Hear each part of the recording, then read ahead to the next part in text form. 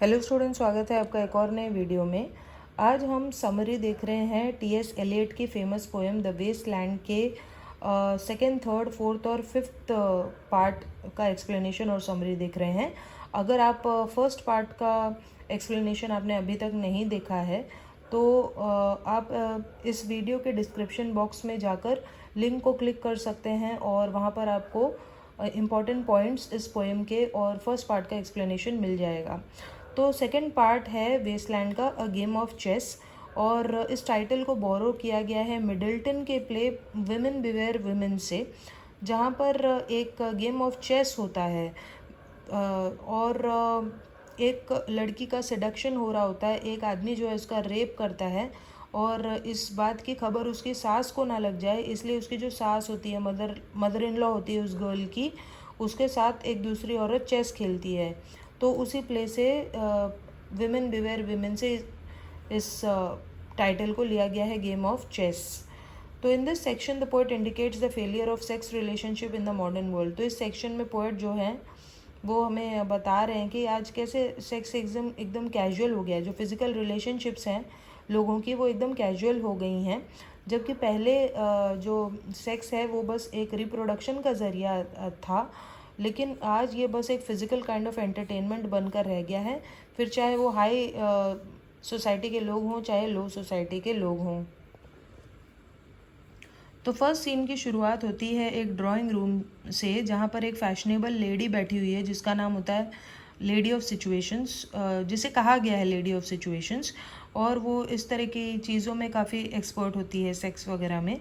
और उसका जो ड्राइंग रूम है वो काफ़ी सुंदर है, वहाँ पर बहुत सारी पेंटिंग्स हैं, ख़ासतौर पे एंशंट स्टोरीज़ के बारे में पेंटिंग्स है। और उनमें से एक पेंटिंग होती है फिलोमेल की, जिसकी बहन के हस्बैंड ने उसका रेप किया था। उसकी बहन का हस्बैंड एक किंग था, राजा था, और उसने उसका रेप किया था। और फिर बाद में डिवाइन शक्तियों ने फिलोमेल को एक नाइटिंगेल बना दिया था। तो ये एक सिंबल है प्यूरिफिकेशन का और सफरिंग का। लेकिन आज की दुनिया में ये जो स्टोरी है वो बस लस्ट और सेक्स का प्रतीक रह गई है। तो ये जो फिलोमेल की स्टोरी है वो ओविड के मेटामॉर्फोसिस में आती है, और इसीलिए ये एक एल्यूजन है, ओविड के मेटामॉर्फोसिस का जिक्र यहाँ पर हुआ है। तो जो लेडी ऑफ सिचुएशन है वो अपने लवर के लिए वेट कर रही है, और जब वो आ जाता है तो वो कहती है कि उसे बहुत ज़्यादा सर दर्द हो रहा है, हेडेक हो रहा है। और उस लेडी का जो हेडेक है वो आज की औरतों को जो नर्वस ब्रेकडाउन होता है उसको दर्शा रहा है, कि कैसे आज की जो औरतें हैं वो एकदम डिप्रेस्ड हो जाती हैं। और फिर थोड़ा वो छोटा मोटा कॉन्वर्जेसन करने के बाद वो जो औरत है वो इतनी ज़्यादा फ्रस्ट्रेट हो जाती है कि वो कहती है कि मुझे बाहर स्ट्रीट्स में भागने का मन कर रहा है, इसीलिए क्योंकि उसे एकदम रोज़ का डल रूटीन फॉलो करना पड़ता है। वही सुबह गर्म पानी से स्नान और फिर शाम को चेस खेलना, यही सब चीज़ें वो करती है।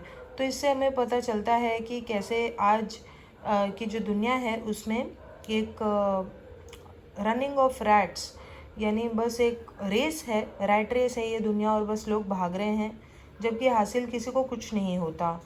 इसके बाद फिर एक दूसरी सिचुएशन बताई जाती है, यानी सेक्स इन रियल लाइफ। तो इस सेकंड सीन में एक टैवन, एक छोटा सा इन दिखाया जाता है, होटल दिखाया जाता है, जहाँ पे दो लेडीज़ जो हैं वो अपनी घरेलू सेक्स मैटर्स के बारे में बात कर रही होती हैं। Lil's husband has come back from the army after 4 years।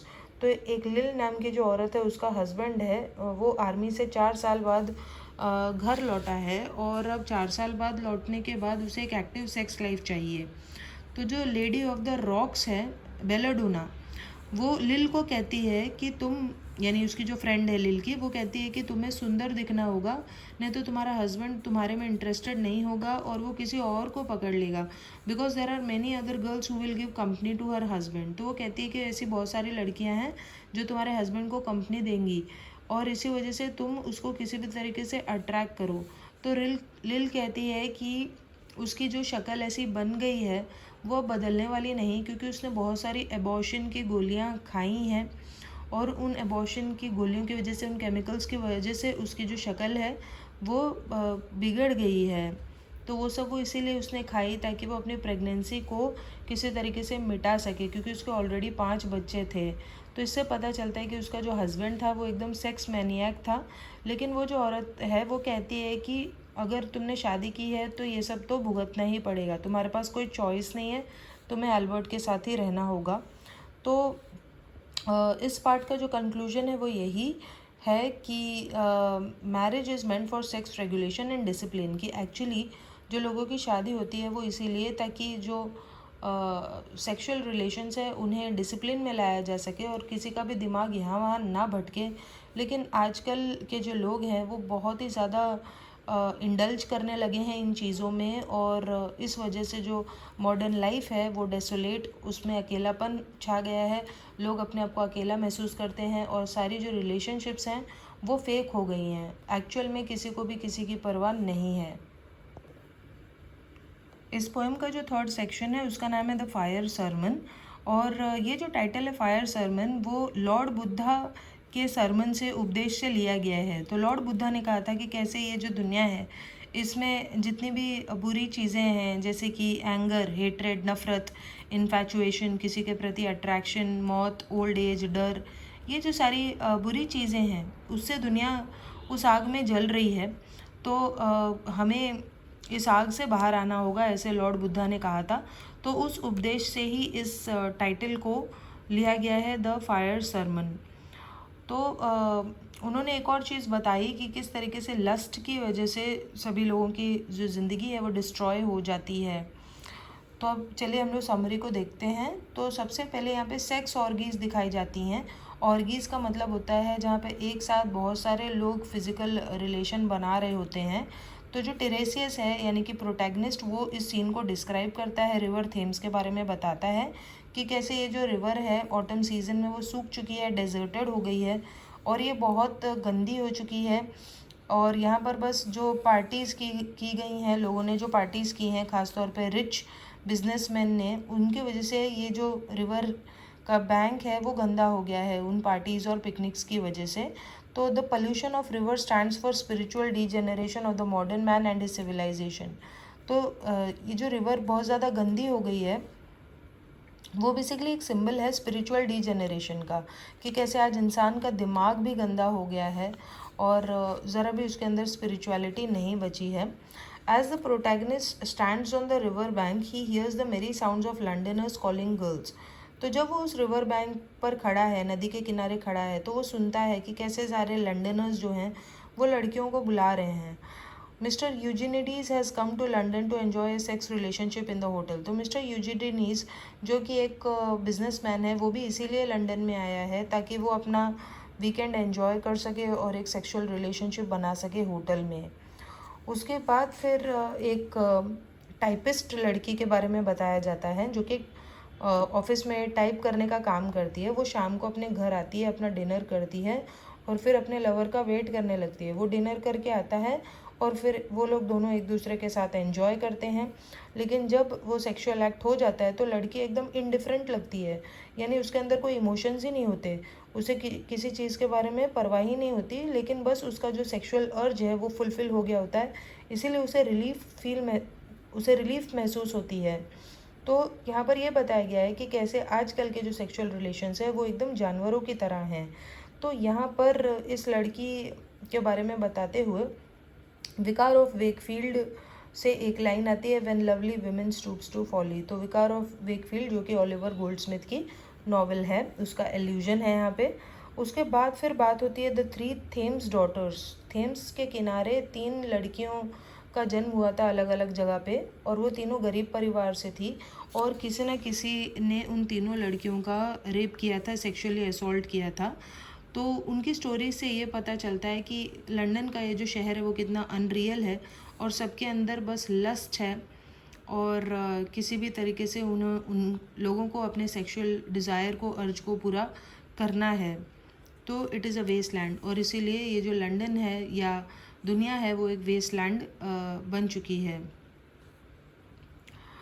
तो इसका क्या कंक्लूजन है? Lust and rape are responsible for corruption and decay of modern society. तो लोगों के अंदर ये जो लस्ट है, काम की भावना है और रेप जो लोग कर रहे हैं उसकी वजह से हमारी जो सोसाइटी है वो करप्ट हो गई है, और इसीलिए पोएट भगवान को प्रे करते हैं कि हमारी दुनिया को आप बचाइए।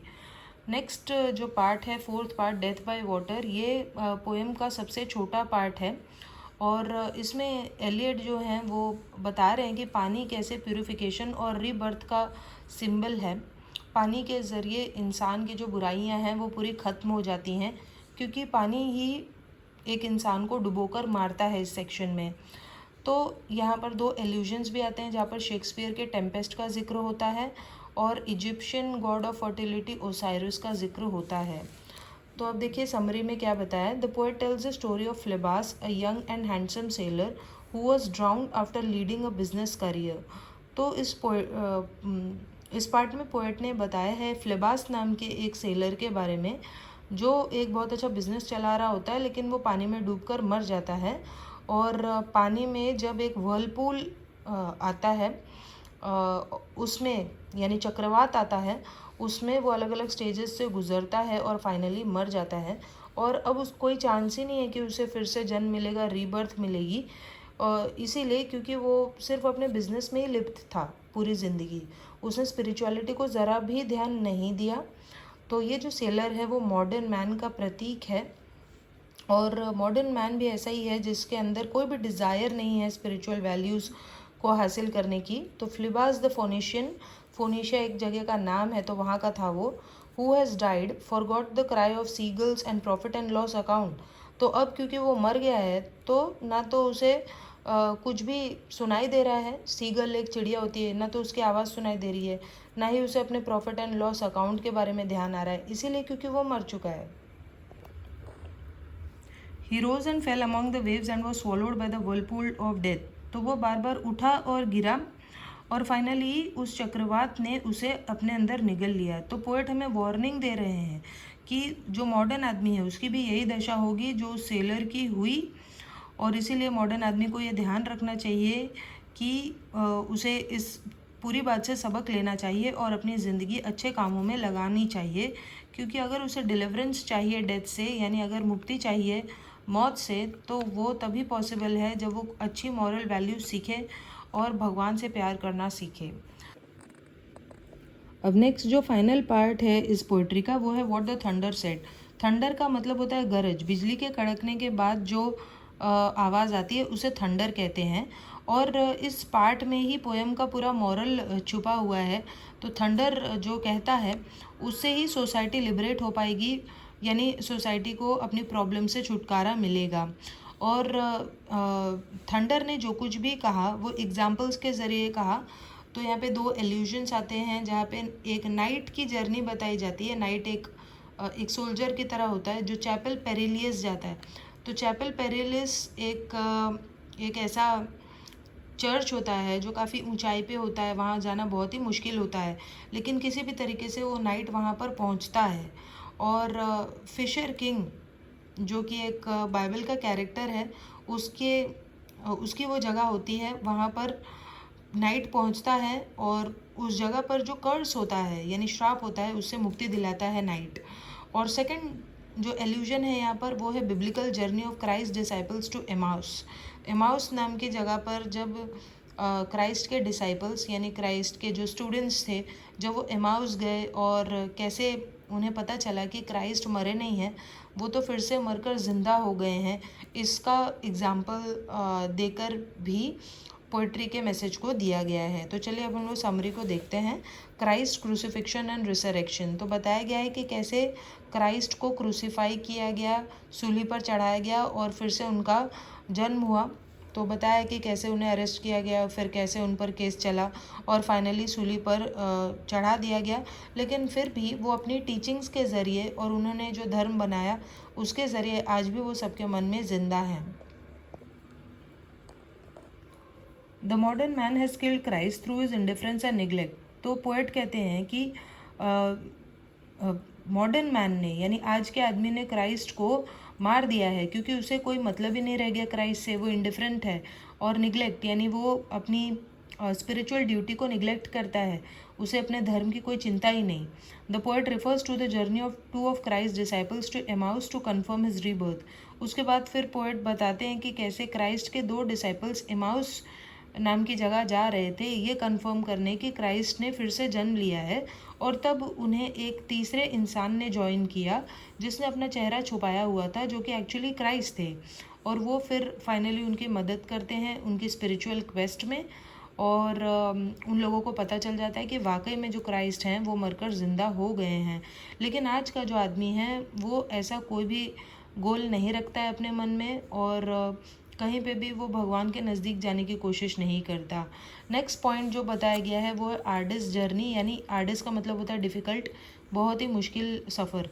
The poet refers to the journey and hardships faced by Sir Parsifal and his followers in search of the Holy Grail. तो पोएट बताते हैं कि कैसे जो सर पार्सिफल और उनके साथी थे वो होली ग्रेल यानी उस कप की तलाश में थे जो जीसस क्राइस्ट ने यूज़ किया था अपने फाइनल डिनर के दौरान। तो जब वो लोग उसकी तलाश में जा रहे थे तो तब बहुत सारे डीमंस वगैरह राक्षस उन्हें परेशान करते, उन्हें बहुत ज़्यादा प्यास लगती है। बट वो किसी भी तरीके से वहाँ पहुँचते हैं उस चैपल में। Such difficulties have to be faced by those keen on spiritual quest.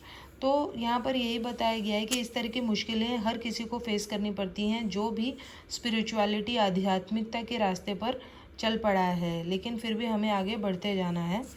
Uprooted humanity, तो पोएट कहते हैं कि किस तरीके से जब वर्ल्ड वॉर 1 हुई, फर्स्ट वर्ल्ड वॉर, तो बहुत ज़्यादा डिस्ट्रक्शन हुआ, civilisation was coming to an end, और ऐसा लग रहा था जैसे सब कुछ बस ख़त्म हो जाएगा और हर तरफ बस मौत का वातावरण था। Though the routine of church continues and hymns are being sung. तो वैसे तो लोग चर्च जाते हैं और प्रेयर्स करते हैं, लेकिन अब वाकई में जो फेथ है लोगों के मन में भगवान के प्रति जो एक्चुअल फेथ है वो अब नहीं रह गई है। This is the picture of modern wasteland. तो दुनिया वाकई में एक वेस्टलैंड बन चुकी है और ये नाइट की जर्नी से एकदम अलग है, जहाँ पर नाइट और उसके साथियों को बहुत ज़्यादा यकीन था भगवान पर और इसीलिए वो अपनी जर्नी में सफल हुए। वहीं पर आज के लोगों में ऐसी कोई भी श्रद्धा नहीं है, फेथ नहीं है। Eliot refers to an event in ancient Indian history when India experienced drought and famine. तो फिर एलियट जो हैं वो इंडिया की एक चीज़ के बारे में बताते हैं। एक टाइम ऐसा था जब इंडिया में बहुत ज़्यादा सूखा पड़ रहा था और भुखमरी थी, लोगों के पास खाने के लिए कुछ भी नहीं था, और तब भगवान को प्रे किया लोगों ने कि हमारी मदद करो। और फिर भगवान जो हैं वो गर्जना बनकर आए और उनसे बातें करने लगे, थंडर बनकर आए। तो डा डा डा ये 3 शब्द कहे थंडर ने। तो पहले डा का मतलब है दत्ता, दत्ता दयाध्वम और दम्यता, ये 3 शब्द कहे थे थंडर ने। दत्ता का मतलब होता है टू गिव, कि जितना हो सके दूसरों को दो और अपने आप को नोबल कॉजेज़ में लगाओ, अच्छे कामों में अपने आप को लगाओ।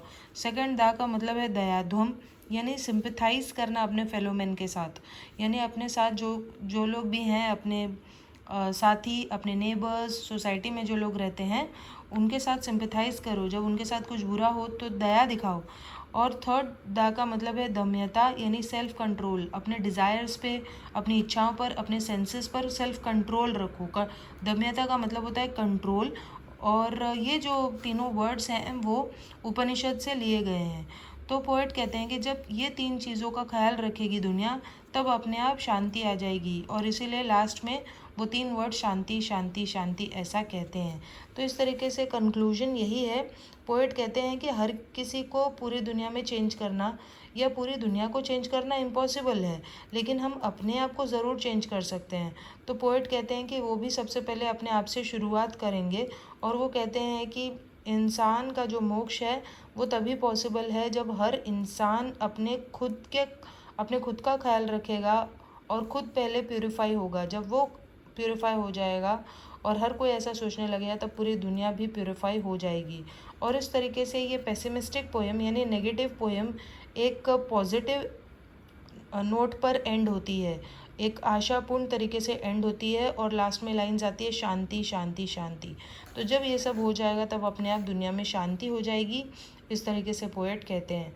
सो आई होप आपको ये सारे पार्ट्स अच्छे तरीके से समझ में आए होंगे। फिर भी इससे रिलेटेड कोई डाउट है तो आप कमेंट करके पूछ सकते हैं। चलिए अब हम लोग मिलते हैं नेक्स्ट वीडियो में, तब तक के लिए बाय।